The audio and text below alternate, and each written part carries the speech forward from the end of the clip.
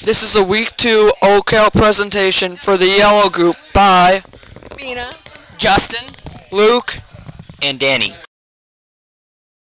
Day 1. Team building. We started off the week with great weather and an enthusiasm for learning.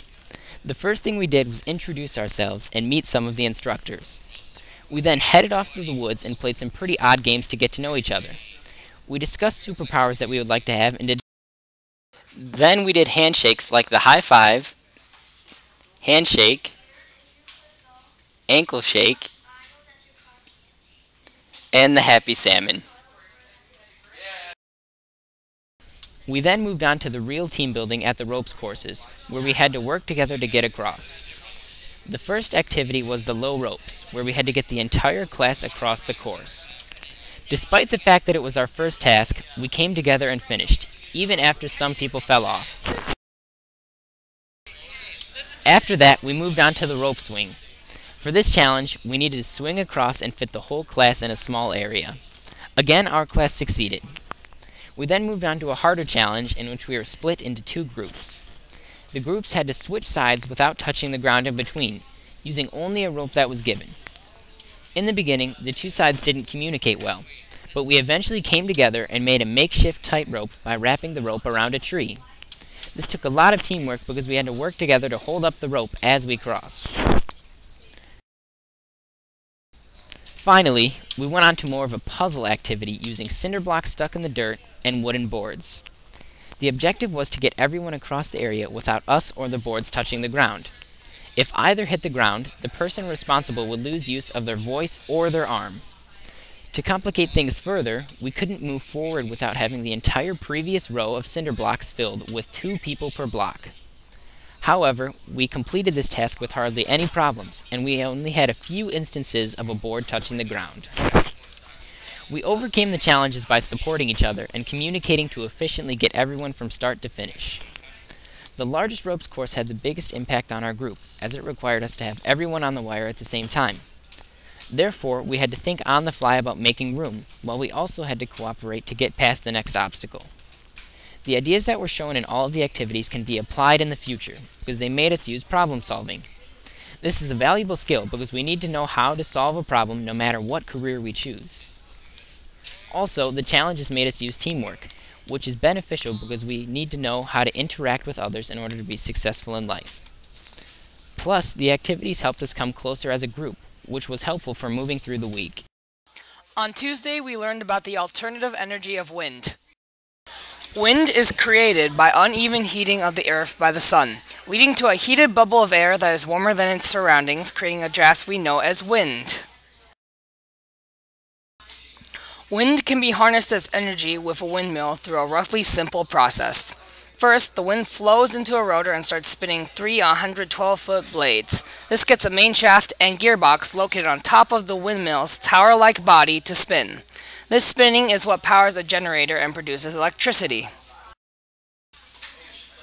The teams were then asked to create their own windmill out of Legos. Luckily, we only had to follow a set of simple instructions. The challenge came when we had to make a car with a battery hooked up to a windmill for power. The car needed to at least go across a short, straight track, which we learned was harder than it sounded. Our team decided to create a car in an annoyingly complex manner by putting our motor perpendicular to the gear that would spin the wheels. We eventually prevailed and produced a basic car shape. We then hooked up our car to a windmill in front of a fan to spin and charge our car battery. The track was not a very happy experience for us, though. Our first attempt on the track showed us our flaws with resistance between the gears. Our second attempt got the car to move but then die immediately. The third and fourth attempts proved that the car had too much traction, and the fifth and last attempt barely got us across the track. For every attempt we needed to recharge our battery because it was a one-use system. This factor made it so that we had a lot less time than we thought we had. The activity in general put our team into a situation where we had to work together and improvise to succeed for a common goal. We learned how to combine our ideas to create a mostly successful creation. These skills will help us adapt to group activities in the future where we'll have to work with people we don't know. On day 3, we learned about material science, specifically metals, with Professor Ron, but first, we had donuts.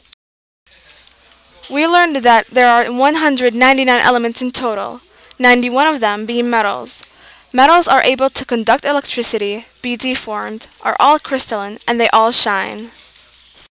There are 20 metals in the human body.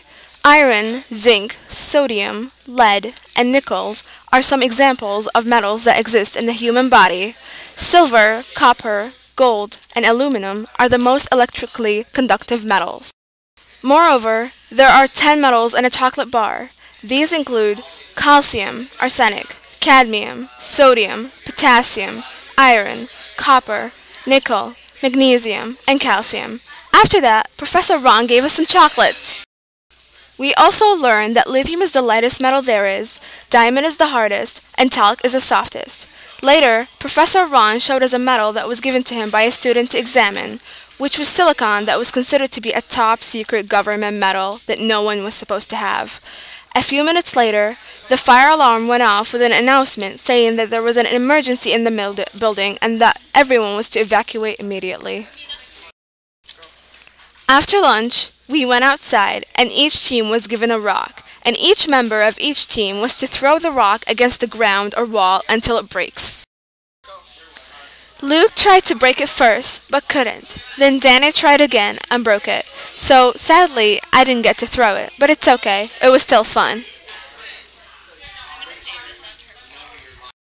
After going back inside, we put the rocks under a microscope that was connected to a computer, which showed the inside of the rock very clearly. The inside was full of crystals that sparkled under the light.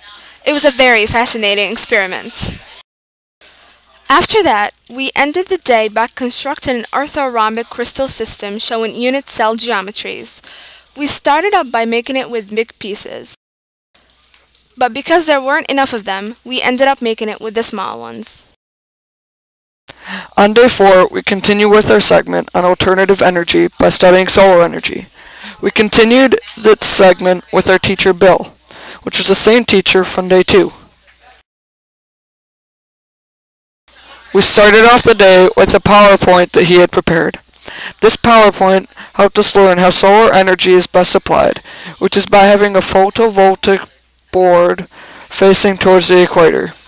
This means that if one was to put up a panel in Michigan, that they should face it towards the south for best effectiveness.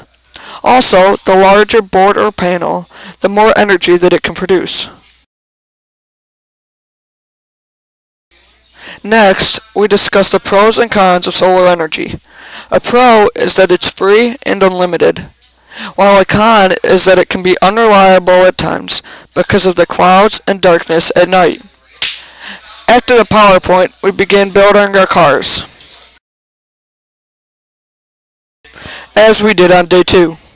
On day 2, we had struggled, so we were extremely nervous about going into the building portion of day 4. Bill had greatly stressed the importance of gear ratios. He told us that it would be better if we had a large gear turned by the motor, and then had that larger gear turn a much smaller gear in order to turn the wheels. This seemed to help because we worked as a team and we were the first ones to finish on the track, unlike on day 2. Day 1 had greatly helped because our teamwork proved to be a key factor in succeeding in our objective. We needed to take into account the balance of weight and height so the solar panel could be close to the light source without being too heavy. After we finished our first objective, we began to go around to other groups and help them with their cars. We weren't able to get any other groups' cars to go the distance, but we did learn how to work well with other groups, even though we didn't know the team members as well. After a while, we began to make our cars lightweight, aerodynamic, and smaller so we could race it outside. Although we did well with the tall car, we struggled with the small car. Most people just restarted their design since they didn't have one that worked or worked very well because nobody else was able to get across the track. We, on the other hand, decided to use the same design but just got rid of the tallness of the tower because we didn't want to risk breaking it or preventing the car from going. This ended up being the wrong decision because we didn't do that great on the one-on-one races, such as this one. We may have done well, but later in the races, we began to start losing because the other people figured out how to get their cars to go.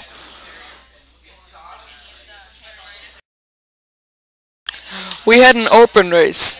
This race included everyone. We didn't do very well in this race because everyone had figured out how to get going.